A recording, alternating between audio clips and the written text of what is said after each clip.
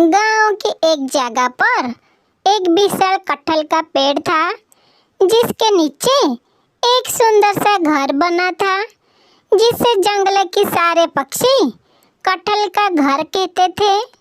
इस घर के नीचे टुनटुनी चिड़िया अपने परिवार के साथ रहती थी। टुनटुनी खुशमिजाज और खूबसूरत चिड़िया थी। उसकी आवाज़ सुनकर सभी जानवर और सभी पक्षियों का दिल बिल्कुल खुश हो जाता था। टुनटुनी चिड़िया का एक सपना था कि वो अपने घर के आसपास एक सुंदर सा बगीचा बनाए। वो हर दिन सुबह उठकर अपने दोस्तों के साथ मिलकर अपनी बगीचा की देखभाल करती थी। उसकी दोस्तों में तोता, कबूतर चिड़िया और कबूतर चिड़िया शामिल थे। सभी मिलकर बगीचे में रंग बिरंगे फूल और बहुत सारे पौधा लगाते थे। एक दिन गांव में अचानक एक नया कौवा आया। उसका नाम कालू था। कालू कौवा बहुत ही दुष्ट और चतुर पक्षी था। वो दूसरों पक्षियों की खुशी को सहज से बर्दाश्त नहीं कर पाता था। उसने देखा कि टुनटुनी चिड़िया और उसके दोस्त मिलकर बगीचे में खुशी खुशी काम कर रही है। कालू कौवा कहता है, क्यों ना मैं इन सब का मजाक बनाऊं, मैं इन सब का बगीचा को बर्बाद कर दूं। कालू कौवा ऐसे कहते ही टुनटुनी चिड़िया के बगीचा की तरफ उड़ान भरता है और वहां जाकर बैठ के चिल्लाने लगा, टुनटुनी, अरे ओ टुनटुनी, तुम्हारे बगीचा बहुत बुरा है। तुम्हारे बगीचे में कोई भी फूल नहीं है। तुम्हारे द्वारा कुछ नहीं हो सकता है। टुनटुनी चिड़िया ने कालू कौवा की बातें पर ध्यान नहीं दिया और वो कालू से कहती है, हम मेहनत कर रहे हैं कालू कौवे, एक दिन हमारा बगीचा भी बहुत सुंदर सा होगा। तुम भी देखोगे और हमारी बगीचा का तारीफ भी करोगे।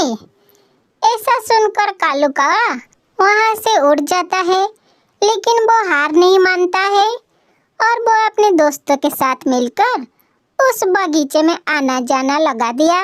वो हर दिन वहाँ जाकर बगीचा को नष्ट करने लगा। वो फूलों को नोच दिया, पौधों को मार दिया। टुनटुनी चिड़िया को वो बहुत परेशान करने लगा। टुनटुनी और उसकी दोस्त बहुत परेशान हो गए थे। तभी सुंदरिका भी कहती है, अरे टुनटुनी, हमें कालू को रोकना होगा, नहीं तो वो हमारी मेहनत पर पानी फेंक देगा। टुनटुनी चिड़िया कहती है, हाँ सुंदरिका भी, तुम सही कह रही हो, हमें कालू कौवा को रोकना होगा। इसलिए हमें एक योजना बनानी होगी जिसमें हमें इस कालू कौवा को हरानी होगी। टुनटुनी और उसकी दोस्तों सारे मिलकर एक योजना बनाई है कि जिसमें वो कालू कौवा को हराए। उन्होंने सोचा कि हम सब मिलकर कालू कौवा को उसे समझाए कि उनका जो कार्य है वो बहुत गलत है और उनका कार्य से टुनटुनी चिड़िया और उनका दोस्तों को बहुत नुकसान होता है। शायद ये बात वो समझ जाए तो वो अपने बुरे काम से बाहर आ जाएगा। एक दिन टुनटुनी चिड़िया अपने दोस्तों के साथ मिलकर कालू कौवा के पास जाते हैं। टुनटुनी चिड़िया कालू कौवा से कहती है, कालू, क्या तुम जानते हो कि तुम क्या काम कर रही हो? तुम हमारी बगीचा को बर्बाद कर रही हो। इसमें हमें बहुत दुख होता है। कालू कौवा ने हंसते हुए कहा है, मुझे परवाह नहीं है, मुझे तो बस मजा आता है, मजा। तुम सबको परेशान करते हुए। इस बात से टुनटुनी और उसके दोस्तों पूरी तरह से निराश हो गए और उन्होंने आकर सोचा कि इसका कोई उपाय करना होगा।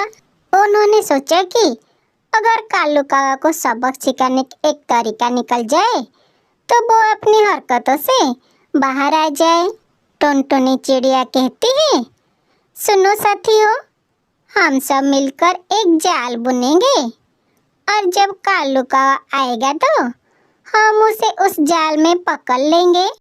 सभी दोस्तों ने इस विचार को पसंद किया और जाल बनाने में जुट गए। टुनटुनी और उसकी दोस्तों ने जाल बनाने में बहुत ही मेहनत की। वो सब मिलकर बगीचे के चारों ओर जाल बुन दिया है।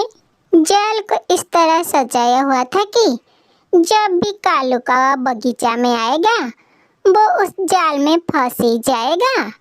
एक दिन कालू कौवा बगीचे में आया और वहाँ के फूलों को तोड़ने लगा और जैसे ही वो जाल में प्रवेश करने लगा वो उसमें फंस गया। टुनटुनी और उसकी दोस्त खुशी से चिल्लाने लगी। सुंदरिका भी कहती है, अरे टुनटुनी, फाइनली हमें उसे पकड़ लिया।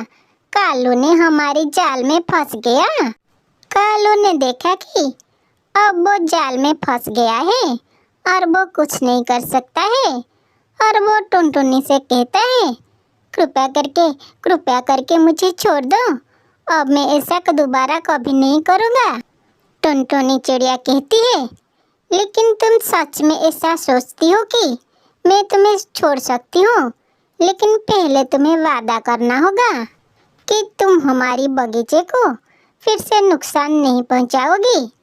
कालू कौवा ने वादा किया और उसके बाद टुनटुनी उसे जाल से आज़ाद कर दिया।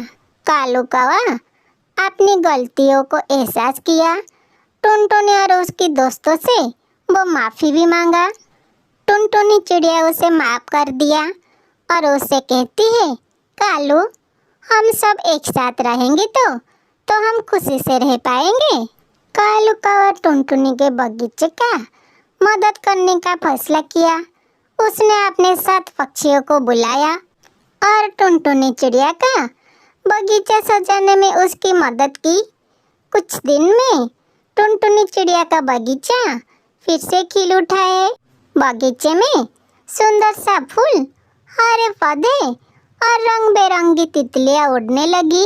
अब कालू कौवा भी टुनटुनी और उसके दोस्तों के साथ खुशी खुशी बगीचे में काम करने लगा। गांव के सभी जानवर और सभी पक्षी टुनटुनी चिड़िया की कटहल का घर देखकर खुश होते थे। उन्होंने एक दूसरे को कहा, देखो, टुनटुनी चिड़िया ने सभी को एक साथ लेकर कितना सुंदर काम किया है। ये घर कितना अच्छा है। टुनटुनी और कालू कौवा की दोस्ती ने ये सिखाया कि एकता में ताकत होती है। जब सब मिलकर काम करते हैं तो दुनिया की किसी भी मुश्किल को पार कर सकते हैं। टुनटुनी और कालू कौवा मिलकर अपने बगीचा की देखभाल करते थे और सभी पक्षियों के लिए वो कटहल का घर भी बनाया जिसमें सारे पक्षी आराम से रहने लगी। इस तरह टुनटुनी चिड़िया ने न कि अपने घर को सुंदर बनाया बल्कि कालू कौवा को भी एक नई राह दिखाई। गांव के सभी पक्षी एक दूसरे के साथ मिलकर खुशी खुशी कटहल के घर में रहने लगी। दोस्तों, हमें इस कहानी से यह सीख मिलता है कि कभी कभी दुश्मन भी हमारे अच्छे दोस्त बन जाते हैं। बस हमें समझदारी से काम लेना चाहिए। और हाँ दोस्तों, एकता में बहुत ताकत होती है। हम जब एक साथ मिलकर कोई काम करें तो दुनिया का किसी भी मुश्किल को पार कर सकते हैं। इसीलिए दोस्तों, हमेशा एक साथ रहिए और एक साथ मिलकर काम करिए। दोस्तों, आपको मेरी कहानी अच्छी लगी तो मेरी वीडियो को लाइक, शेयर, सब्सक्राइब कर देना प्लीज़। दोस्तों, थोड़ी सी मुझे सपोर्ट करो। आपका बहुत बहुत धन्यवाद।